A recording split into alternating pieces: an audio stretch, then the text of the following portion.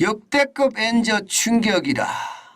그래서 장보기가 겁난다. 이게 대한민국이 아니라 일본의 이야기입니다. 일본의 이야기. 여러분 이거 한번 보세요. 전년 대비 건조 파스타 인상률입니다. 전년 대비 23%나 올랐습니다. 이 건조 파스타면 쉽게 말하면 가공식품이죠 이미. 그죠? 게다가 이게 수입하는 걸 거잖아요. 예. 그러니까 수입하는 건조 파스타가 23%가 올라오면 지금 일본의 물가가 얼마나 올랐는지 그냥 쉽게 이해할 수 있는 부분인 것 같습니다. 오죽했으면 장보기가 겁난다는 말이 쉽게 튀어나올 거예요.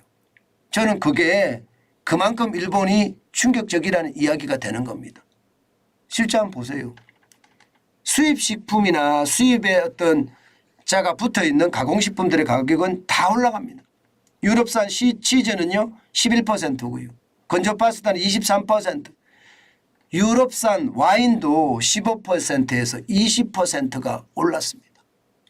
와, 이거 장난 아니죠? 예, 진짜 장보기가 겁난다는 말이 그냥 현실이 돼가고 있다. 이렇게 이야기할 수가 있겠죠. 그 정도로 말입니다. 일본은 지금 물가가 장난 아니게 올라갑니다. 장난 아니게. 야, 이렇게까지 올라가면 예, 장보기가 겁나는 것이 아니라 예, 이게 살기가 무섭다. 이런 말까지 나오겠어요. 살기가 무섭다. 예. 게다가 말입니다. 게다가 여러분 이거 한번 보세요. 예. 이게 물가가 죄송합니다. 예. 이게 물가가 이게 안 떨어집니다. 물가가 안 떨어지고요. 물가가 여전히 고공행진입니다. 여전히 고공행진. 5월 달에도요. 3.2%의 소비자 물가를 기록을 했습니다. 1월 달에 4.3%로 가장 많이 올라갔었고요. 4월 달에 3.5%까지 떨어졌긴 했지만 다시 3.2%까지 떨어는 졌어요. 그러나 여전히 높은 상태입니다. 여전히 높은 상태. 그러니 시장에서는요. 야, 이거 큰일 났구나. 이게 물가가 안 떨어지네. 3.2%가 높은 이유가 일본의 물가는요. 마이너스 물가였어요. 마이너스 물가. 뭐 물가가 좀 올라간다고 하더라도요. 지금 뭐 0점대 물가가 올라가고 그랬습니다. 일본식 불황이라는 게 그거잖아요. 저성장 저물가. 성장도 안 되고 물가는 그만큼 떨어지고 그만큼 소비가 일어나지 않는다는 뜻이잖아요. 예. 그런데 물가는 장난 아니게 올라갑니다. 예. 그러면 여러분 예, 장보기가 겁난다는 말이 사실이 되는 거잖아요. 그럼 어떻게 할까요?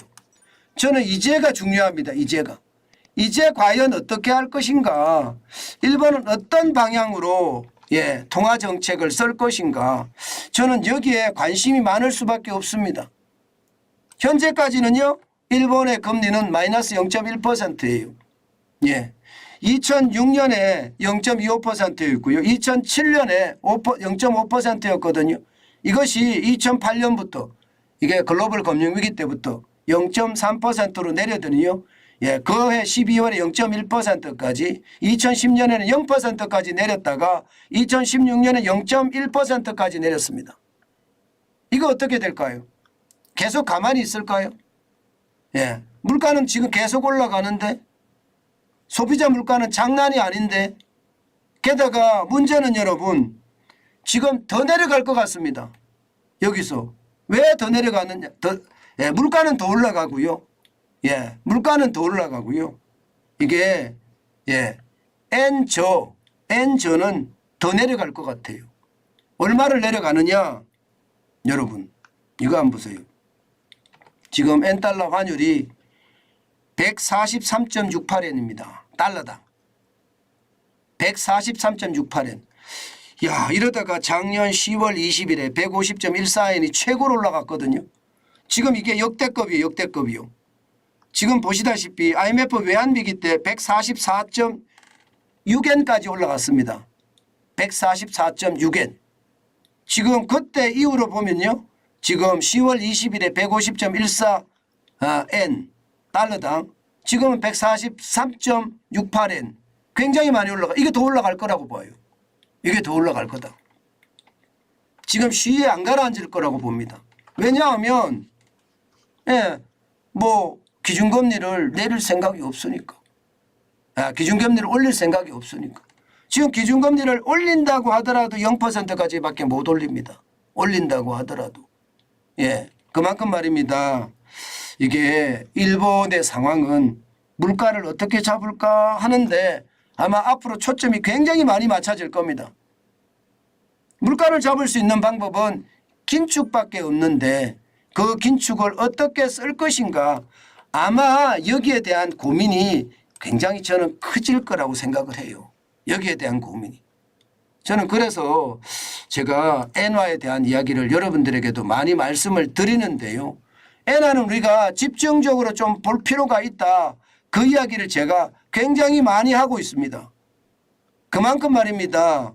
이게 엔화의 어떤 상황이 지금도 더 나빠진다. 이게 904원까지 내려갔었잖아요. 그죠? 904원까지. 더 내려갈 수 있다는 거예요. 더 내려갈 수 있다. 지금 현재까지 상황을 보면 그만큼 말입니다. 엔화가 얼마까지 떨어질란지 지금은 궁금해한다. 이 정도입니다. 궁금해한다. 여러분 한번 보실래요? 엔화가 얼마나 떨어졌는지. 제가 최하까지 떨어진 것만 보여드리겠습니다. 최하까지 떨어졌을 때가 지난 6월 19일이었거든요. 지난 6월 19일. 6월 19일에 903원까지 떨어졌습니다. 903원까지. 굉장히 많이 떨어지고 있죠.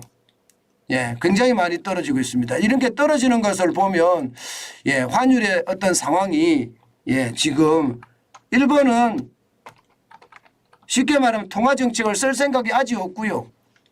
그런 상태에서 엔달러 환율이 올라가니까 원엔 환율도 떨어지고 있어요. 이게 이렇게 되니까 여러분 우리는 어떻게 해야 될까? 엔화를 사는 거는 당연하고요. 이게 투자도 엄청 해야 됩니다. 일본 주식에 투자하는 거 한번 보세요. 작년 12월에 3조 4,300억 원 정도 됐거든요. 지금 6개월 사이에 늘어난 거 보세요. 21.3%가 늘어났습니다. 7,300억 원. 4조 1,600억 원까지 늘어났어요. 굉장히 많이 늘어났죠. 와우. 이거는 어떻게 생각하면요. 이게 원화로 가지고 N으로 바꿔서 N에다가 투자한다는 이야기잖아요. 그러면 이중적인 걸 하겠다는 거예요. 이중적인 걸 하겠다. 원엔 환율이 결국은 올라갈 거고 일본의 주식이 계속 올라가고 있으니까 나는 두 마리 토끼를 잡겠다 하는 생각으로 투자까지 한다는 뜻입니다. 물론 조심은 해야 됩니다. 이게 원엔 환율이 계속해서 지금 이대로 갈 거냐 이거는 아니거든요. 이게 주식 주가하고요 환율하고 반대로 갈 그게 십상이에요. 이게 환율이 올라가면 그만큼 나라가 위험해진다는 뜻이니까 주가는 빠지거든요. 주가는 빠집니다. 반대로 주가가 쭉 올라가면요 나라가 좋아진다는 뜻이니까 환율이 안정세로 접어들기 때문에 떨어집니다. 이거는 반드시 생각하셔야 돼요. 단순하게 절대 시장을 봐서는 안 된다는 말씀을 다시 한번 드립니다. 중요한 것은요. 환율에 대해서는 저는 굉장히 저는 950원 미치면 많이 사지 말고 나의 여윳돈으로 내가 일본 여행을 몇 번 간다는 생각으로 저는 샀으면 좋겠다 그런 생각합니다. 아니 물가가 저렇게 안 빠지는데 통화정책이 안 변한다고요? 계속해서 고물가로 국민들에게 고통을 주겠다고요? 정권에 부담이 생기지 않을까요? 기시다 정권도 부담이 생길 수밖에 없을 거예요. 지금이야 아직까지 그렇게 크게 터져나오는 것은 아니에요. 전 세계적으로 물가가 다 오르니까. 그러나 점점 가면 갈수록 볼멘 소리가 더 커질 거고요. 그 볼멘 소리는 여론으로 이어질 겁니다. 그러면 통화정책을 바꿀 가능성도 굉장히 높다. 저는 그렇게 생각합니다. 그렇게 됐을 때 원엔 환율은 더 올라가지 않겠느냐 이렇게 예상을 합니다. 때문에 여러분 시장을요 저는 가볍게 보지 마시고 한 번씩 예민하게 봐야 된다. 그 말씀 다시 한번 올립니다.